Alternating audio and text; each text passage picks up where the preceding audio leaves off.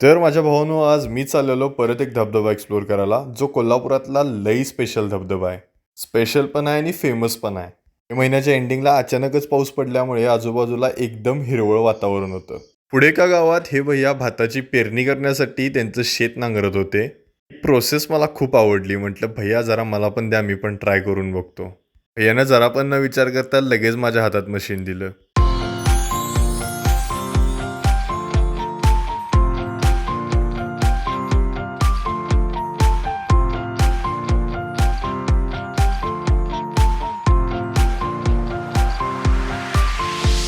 शेतकरी भावाला tata bye bye म्हणून मी चालू केला माझा पुढचा प्रवास आणि थेट येऊन पोचलो राऊतवाडी धबधब्याच्या कमानीजवळ. बाकीच्या धबधब्यासारखं ह्या धबधब्याला जास्त चालायचं नव्हतं म्हणून मी लई खुश झालेलो. धबधब्याला जायचा रस्ता पण एकदम भारी होता, किचकटीतला नव्हता.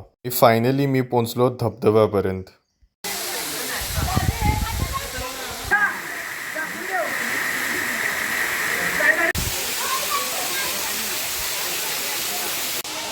हो, सो आता माझा हा वॉटरफॉल बघून झाला आहे.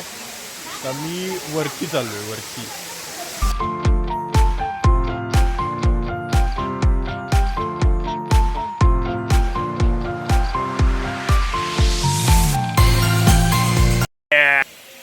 Yes, yes, yes, yes!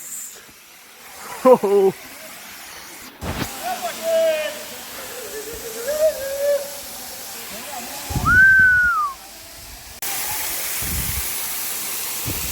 धबधब्यामध्ये भिजून भिजून मला लागलेली कडाक्याची भूक म्हणून मी विचार केला की आज आपण इथंच मॅगी बनवायची. बनवायला लागणारं सगळं सामान मी घेऊन आलेलो, त्यामुळे काही विषय नव्हता. पटपट चूल पेटवली, आग लावली आणि मॅगी बनवायला चालू केलं.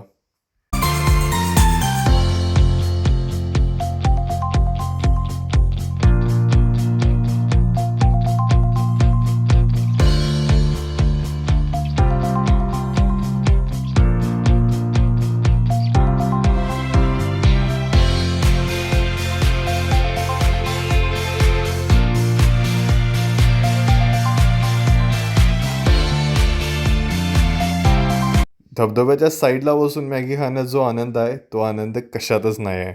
आय होप तुम्हाला पण हा व्हिडिओ आवडला असेल तर नक्की व्हिडिओला लाईक करा आणि कमेंट करा.